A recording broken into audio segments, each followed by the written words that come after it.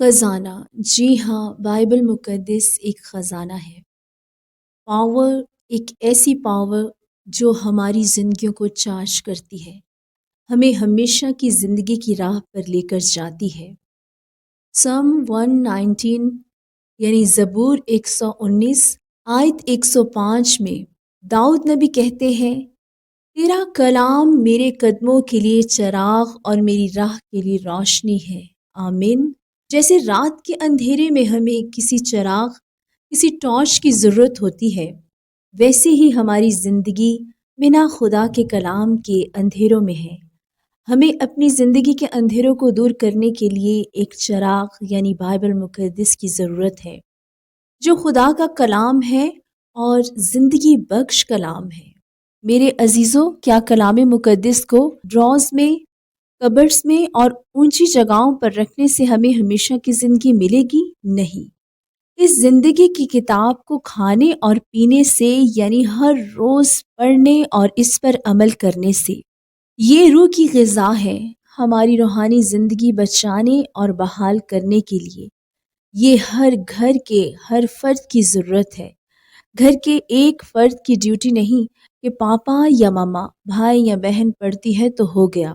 خدارا مہربانی کر کے گھر میں ہر فرد پڑھے اور سنے۔ اپنے بچوں کی عادت بنائیے۔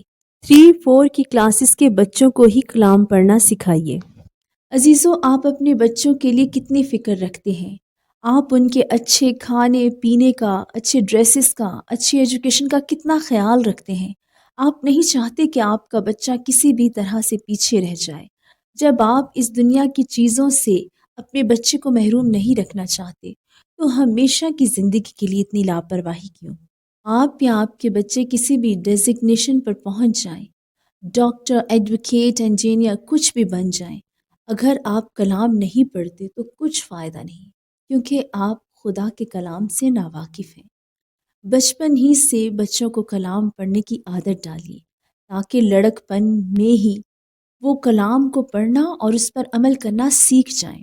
لڑک پن ہی سے جو خداوند کی راہوں پر چلتے ہیں، خداوند ان کو بہت پسند کرتے ہیں، ان کو پیار کرتے ہیں۔ اس عمر میں نیک و بد کی، اچھے برے کی پہچان ہو جائے تو آخری عمر تک وہ انسان گمراہ نہ ہوگا اور نہ لیک آف نالج سے مرے گا۔ جوشوا 1 چیپٹر 8 ورس، یوشوا اور اس کا پہلا باب، اس کی 8ویں آیت میں یوں لکھا ہے، شریعت کی یہ کتاب تیرے منہ سے نہ ہٹے، بلکہ تجھے دن اور رات اسی کا دھیان ہو، تاکہ جو کچھ اس میں لکھا ہے اس سب پر تو احتیاط کر کے عمل کر سکے، کیونکہ تب ہی تجھے اقبال مندی کی راہ نصیب ہوگی اور تو خوب کامیاب ہوگا۔ آمین۔ عزیزوں، جو کلام نہیں پڑھتے، چاہے کسی بھی عمر کے ہیں، التماس کرتی ہوں کہ کلام مقدس پڑھنا شروع کر دیں۔ آپ خود محسوس کریں گے کہ آپ میں خوبصورت تبدیلیاں رونما ہونے لگی ہیں۔ آپ جانیں گے کہ خداوند آپ کی زندگی سے کیا چاہتے ہیں۔ آپ نے خداوند کی راہوں پر کیسے چلنا ہے۔ آہستہ آہستہ آپ پیوریفائی ہوتے جائیں گے۔ آپ کی زندگی میں بری عادتیں ختم ہونے لگیں گی۔ آپ کو احساس ہونے لگے گا کہ آپ کو اس زندگی سے زیادہ ہمیشہ کی زندگی کے لیے کام کرنے ہیں۔ آپ خداوند کے اطمینان سے بھرنے لگیں گے۔ آپ ہر مشکل کا آسانی سے مقابلہ کرنے لگ جائیں گے۔ پھر مشکل سے مشکل وقت کو بھی آپ صبر و تحمل سے کاٹ سکیں گے۔ آپ کا فیتھ، آپ کی امید خداوند پر بڑھتی چلی جائے گی۔ آپ کسی بھی مصیبت میں بے دل نہیں ہوں گے۔ کلام کی بھوک اور پیاس آپ میں بڑھتی چلی جائے گی۔ آپ خود ایکسپیرینس کر کے دیکھ لیں۔ جب آپ ڈیلی کلام پڑھنے لگ جائیں تو آپ کو اگر ایک دن کھانا نہ ملے، آپ کو اتنی بے چینی اور بے سکونی نہیں ہوگی۔ لیکن اگر آپ ایک دن کلام نہ پڑھ سکیں تو آپ کو ایسا محسوس ہوگا کہ آپ نے زندگی کا سب سے ضروری کام نہیں کیا، کیونکہ آپ کی روح اس بھوک اور پیاس کو محسوس کرے گی۔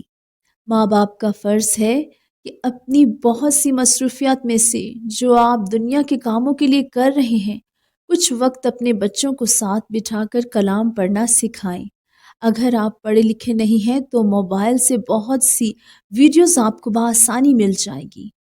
آپ میرے چینل کو بھی سبسکرائب کر کے یہاں سے بہت سی ویڈیوز جن میں میں کلام مقدس پڑھتی ہوں سن سکتے ہیں اور بلیسنگز حاصل کر سکتے ہیں۔ عزیزو، کلام کو فرسٹ پرائیورٹی دیں تاکہ آپ خداوند کی راہوں کو پہچان سکیں اور دنیا میں بھی بلیسڈ لائف حاصل کریں۔